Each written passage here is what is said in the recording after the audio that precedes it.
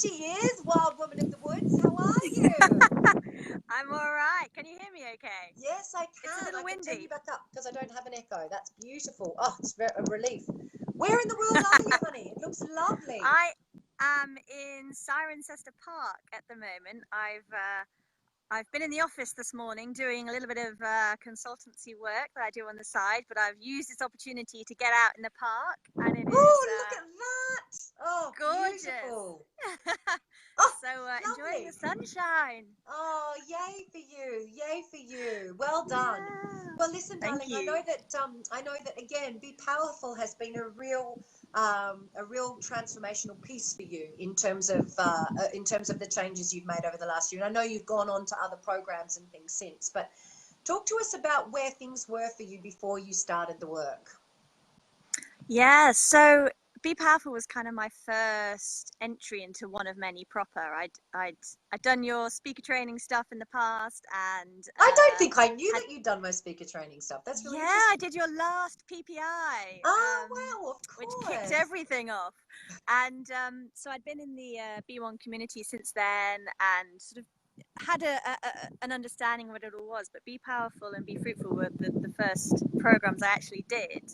And it was like, oh, it just made so much sense going through it. And it was kind of stuff I always knew to some extent, but the way it's structured, the tools were just beautiful at drawing that out. And what was going on for you personally when you first started that journey? What challenges were you having? So I had left my corporate job. I had been in a very promising career in financial services, and shocked everyone by leaving because I felt I had a dream to follow, and it just wasn't working out. And I thought I need to do something about this. And I left my job. I walked from Land's End to John O'Groats to raise money for charity, which I did last summer. And then I got back and thought, right. Now what? Yeah, exactly. And I was planning to set up my business. And I knew that I needed something to help me do that. I suddenly felt a little bit adrift. You know, I'd had all this security of having the job and knowing what I was doing. And suddenly I was kind of on my own. And I knew I wanted to do something with one of many. So I reached out and actually I signed up for the coaching. But as part of that, I was doing Be Powerful and Be Fruitful. So I knew I needed to step into a new kind of power. Like I knew I needed to be a leader in my own business and in my own life. And I didn't really know where to start. So what I'm hearing, you were at a point where you'd done your away from move, leaving my job, not that.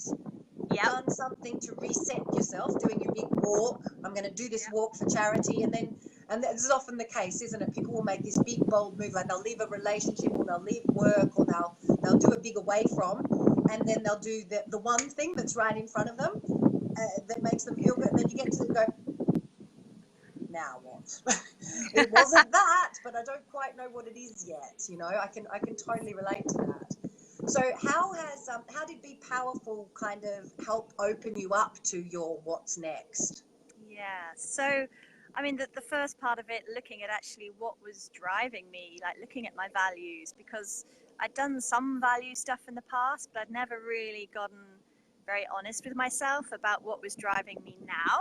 Yes. I knew kind of what I wanted my values to be, but when you look at them, you think, okay. Yeah, so that's interesting. That's probably an important distinction for these ladies to make, actually, because some of us think we know what's important to us. We think we know what we want to be important to us, but actually the real values that drive our every decision about our behavior, what we do and what we don't do, every decision that is motivated by our values.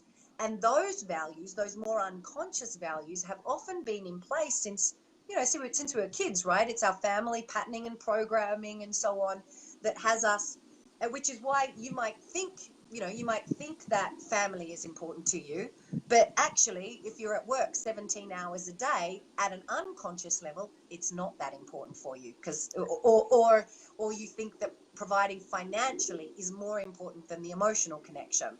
So we have to dig in and look at what's actually driving us. What did you discover about what's actually driving you, Jen? Need for Or approval Yeah, right. was a big one. Need for freedom and like variety.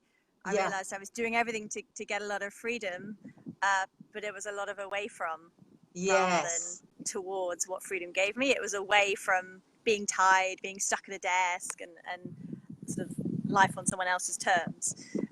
Yeah, So that's a yeah. very common thing. So if we have a lot of what Jen's calling away from motivation, we'll have a life exactly as Jen said. I don't want this. I don't want to be tied to a desk. So I'll move away from that. And then you get to the point where you go, oh, okay, I've got my freedom. Now what do I do? You know, and often the more common pattern, unless you do what Jen did and looked at what was driving, the very common pattern is then to fall into something again that gets you trapped. And then you'll go, oh, I'm trapped. And now what? And then you'll fall into something else that traps you. But you've let go of a lot of that away from motivation now. Let go of your need for approval and everything. And tell us about some of the freedom you've been exploring over the last bit of time. So this summer I have been living in a yurt in the woods. I love it. I love it. And 1 week left. Oh, But no. I know. And it was yeah, the last few months I got to, I think it was in May, I suddenly thought, do you know what? It would be really cool to live in a yurt in the woods. I needed somewhere to live anyway. And I'd kind of shed all of the, must do something responsible, that's not possible. And it was learning to ask for help and getting in touch with my sorceress and sort of, oh my God, manifesting just magic. I made the decision, I'm going to do this. And then I reached out, no idea how it was going to happen. And so many offers of help, suggestions, and I magicked up a yurt. I magicked up someone to go and pick it up for me, a space to put it. And yeah, I've been living in the woods for the last 3.5 months, and absolutely loving it. And I've been working on my business. I've been getting a little extra work with my old company, but on my terms now, which means I can come out in the middle of the day and do this in the sunshine. And life is just a lot freer in many ways, and I'm so much less worried about what other people think of me. And just willing to try and willing to ask. Like, a couple of years ago, I just would never have dreamed of asking someone to help. And believing that actually something crazy like this is actually possible. Oh, I love it. And I'm also present for Hannah, who we were just speaking to earlier, talking about that gift of accepting help from others, how lovely it is for them. Have you seen that with all these people that have, because really I've seen so many people rally around you and go, yes, let me help you with this great adventure you're on. Yeah. How's that been for them? What have you seen about how that's been for them? It's been amazing. And it was really hard for me at first, like asking someone to help me move out of my house, or help me carry stuff through the woods, or help me build the yurt, and now helping me sort of put it down. And at first it was like, oh gosh, I'm asking them to take time out of their weekend. Everyone's so busy, and why should they help me live my dreams? And that was a big one, the guilt of like, oh my God, this is my dream. Why should I, yes. Why is someone else helping me with yurt construction? I should be doing it all by myself. I know, but everyone has absolutely loved it. And you take it for granted that something that might seem hard or mundane or something for you, to someone else is magic. Like, I've got people that are just so grateful that they've had the experience of building a yurt, or, even just helping me move out of the house. Like, they feel useful, and they feel helped, and they feel part of the dream as well. And they get to be, what's beautiful is when someone like you is just going, living in a sense of possibility, and this is my dream. You are in love a power type as well. When you're in that state of exploration and joy and life's a big adventure, and you're in love a power type, and people just want to be around that. It gets all of us connected to our sense of purpose and freedom and juiciness. And I totally understand. I mean, if I didn't have a young family, I would have been down there building that yurt too. Because for that, to be in the, oh my God, we're actually building yurts again. Oh my God, like it's that fun, juicy place. If you'd be like, oh my God, now I've got to build a yurt.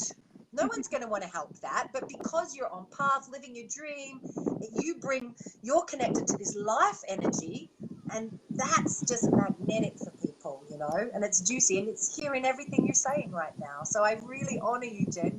I love who you are, and I love the playfulness that you bring to life now. And the thought of you inside, I can't reconcile the thought of you in some corporate finances. It's like not who I know. I don't get that. So I'm glad that you still get to use your great talents on your terms, though, which is just fantastic. Well done, honey. Rock on. Thank you. You're welcome. What would you say to the ladies if they're considering Be Powerful? Oh my goodness, just do it. I mean, when I did it, I did it as part of the coaching, so I invested even more money. But at the time, it was a lot of money. And I just kind of thought, oh, I've never spent that much money. But you can't put a price on your own happiness and freedom and joy. And sometimes you've got to take that leap. Like, I didn't know where it was going to take me.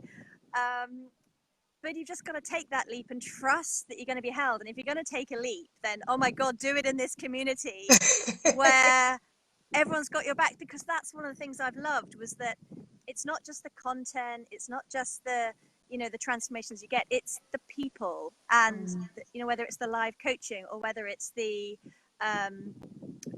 people you meet and the friends you make. I mean, some of my dearest friends I didn't know a year ago, and because they're in this community, and oh my goodness, I'm so blessed. I feel so blessed.